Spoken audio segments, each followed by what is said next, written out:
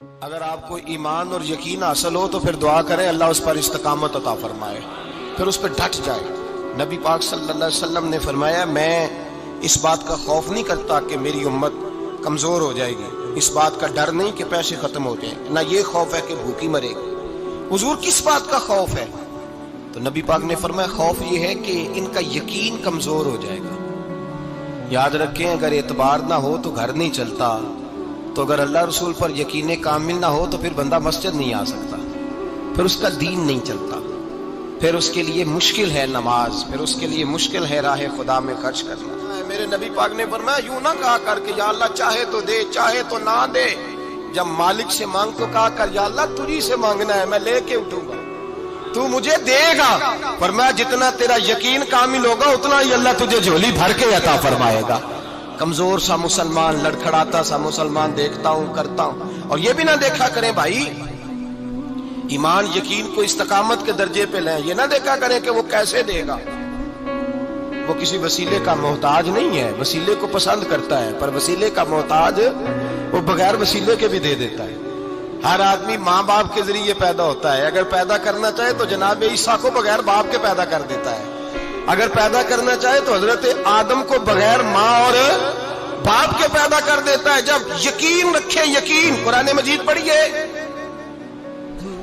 حضرت موسیٰ علیہ السلام فرعون کے دربار میں کھڑے ہیں، چاروں جانب دشمن ہی دشمن ہے،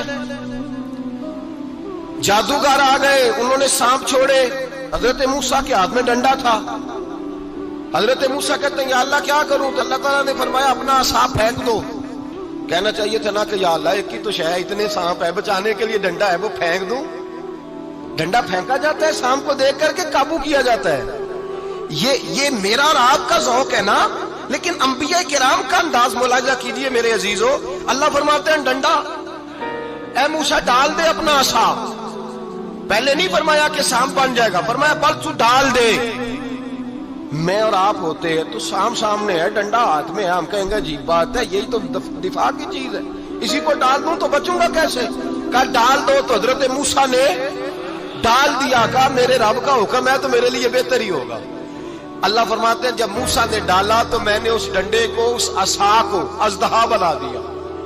اب کبھی عصا بھی اژدہا بنے، کبھی چھڑی بھی بہت بڑا اژدہا بنی ہے، لیکن قرآن کہتا ہے جناب موسیٰ نے ڈالا تو اللہ نے اژدہا، بلکہ اس سے پیچھے چلیے، عورتیں کمزور یقین کی ہوتی ہیں نا، جناب موسیٰ پیدا ہوئے تو اللہ فرماتے ہیں میں نے موسیٰ کی ماں کے دل میں بات ڈالی، ماں کے دل میں، صندوق میں ڈال کے تو اس کو دریا میں بہا گئی۔ اور بھائی صندوق میں کہہ سکتے ہیں نا آکسیجن کیسے جائے گی، اور دریا میں بچے بچنے کے لیے ڈالے جاتے ہیں کہ ڈوبنے کے لیے ڈالے جاتے ہیں؟ ماں کے دل میں یقین کمزور نہیں تھا اماں کا۔ انبیاء کے ماں باپ موحد ہوتے ہیں، دین کو ماننے والے، ماں کے دل میں اللہ نے بات، اللہ قرآن میں کہتے میں نے وحی کی، میں نے القاء کیا، میں نے بات ڈالی۔ حضرت موسیٰ کی ماں کہتی ہے میں نے ڈال کے نا سمندر میں بیٹا، میں نے سمندر میں بیٹا ڈال کے صندوق میں بند کر کے رب کے حوالے کیا۔ آپ فرماتے ہیں میرے مالک کا بھروسہ کیا تو پھر میرے مالک کا کام دیکھو، کمال دیکھو، میں نے دریا میں ڈالا، اللہ نے فرعون کے گھر میں میرے بیٹے کی پرورش کرا دی۔ یہ یقین کہ حضرت موسیٰ کے پاس قوم آئی، قرآن پڑھیے، کہا جناب پانی چاہیے، وَإِذِ اسْتَسْقَىٰ مُوسَىٰ لِقَوْمِهِ، موسیٰ نے اپنی قوم کے لیے پانی مانگا، ہم نے کہا فَانْفَجَرَتْ مِنْهُ اثْنَتَا عَشَرَةَ عَيْنًا، اپنا ڈنڈا پتھر پہ مارو۔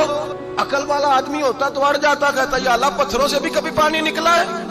اضرب بعصاک الحجر، مارو پتھر پہ ڈنڈا۔ اللہ کے نبی نے منٹ نہیں لگایا، ٹھا کر کے ڈنڈا لگایا، فَانْفَجَرَتْ مِنْهُ اثْنَتَا عَشَرَةَ عَيْنًا۔ اللہ فرماتے ہیں جناب موسیٰ نے ایک عصا مارا، میں نے 12 چشمے جاری کر دیے۔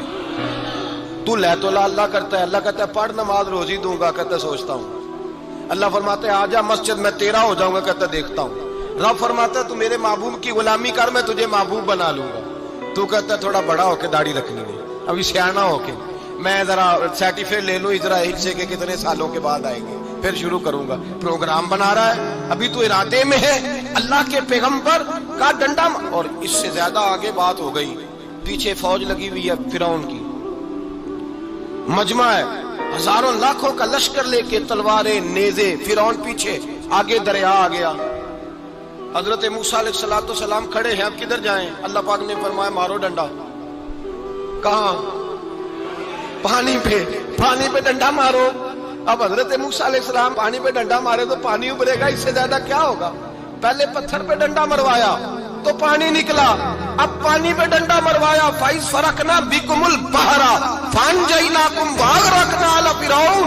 اللہ فرماتے ہیں موسیٰ نے پانی پہ ڈنڈا مارا تو میں نے پانی میں رستے بنا دیے۔ ایک جگہ ڈنڈا مارا تو پانی نکل آیا، دوسری جگہ عصا مارا تو پانی خشک ہو گیا، 12 چشمے بن گئے، 12 رستے بن گئے دریا میں سے۔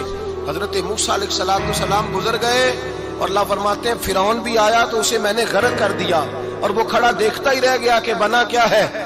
جب یقین کامل نصیب ہوتا ہے، اعتماد کی دولت اللہ دیتا ہے، جب انسان کو یہ انشراح صدر ہو جاتا ہے کہ میری نجات خدا کے حکم میں ہے اور رسول اللہ کے قدموں میں ہے، جب اسے یہ انشراح حاصل ہوتا ہے تو پھر نماز کا لطف آتا ہے۔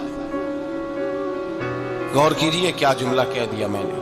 پھر اسے نماز کا پھر اسے نماز بوجھ نہیں، بلکہ نماز نہ پڑھے تو اس پر بوجھ ہوتا ہے۔ پھر قرآن مجید اس کی روح کا ساتھی ہو جاتا ہے، پھر عبادات، تقوی، پرہیزگاری، پھر وہ ایک سنت کے چھوٹنے پر پریشان رہتا ہے جب یقین کی دولت نصیب ہوتی ہے۔ قرآن مجید فرقان حمید نے کہا ایمان لاؤ تو پھر ایمان پہ ڈٹ جاؤ، مسلمان بنو تو پھر اسلام پر۔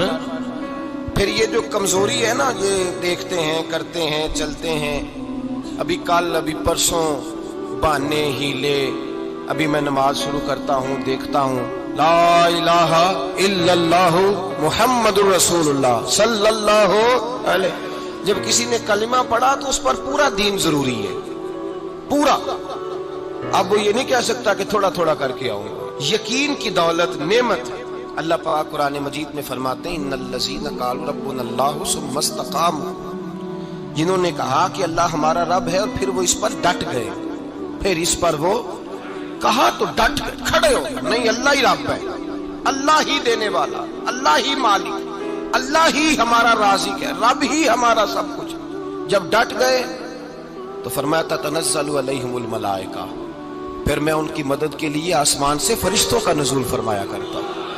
فرشتے کیا کہتے ہیں؟ اللہ تخافوا ولا تحزنوا، غم نہ کرنا، خوف نہ کھانا، وابشروا بالجنۃ التی کنتم توعدون، ہم تو تمہیں اللہ تبارک و تعالیٰ کی اس جنت کی خوشخبری دینے آئے ہیں جس کا رب نے تمہارے ساتھ وعدہ کیا ہوا ہے۔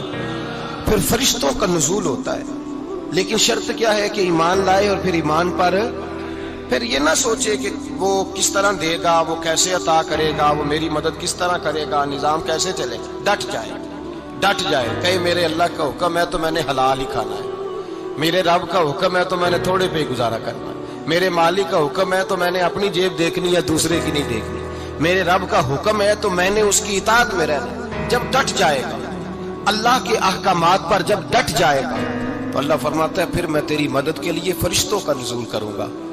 نبی پاک صلی اللہ علیہ وسلم نے فرمایا 2 دولتیں اگر کسی کو اللہ دے دے تو سمجھے اللہ نے اسے دنیا کی سب سے زیادہ دولت عطا فرما دی۔ یا رسول اللہ وہ کون کون سی چیزیں ہیں؟ فرمایا ایک جس شخص کو اللہ نے معاف کرنے کی دولت عطا کر دی، جو معاف کرنے لگ گیا، جس کی طبیعت میں درگزر آ گیا، جو معاف کرنے لگا، غلطیاں معاف کرنے لگا، جس کو ایک دولت یہ مل گئی۔ اور دوسرا میرے مصطفیٰ نے فرمایا جسے اللہ نے یقین کی دولت عطا فرما دی۔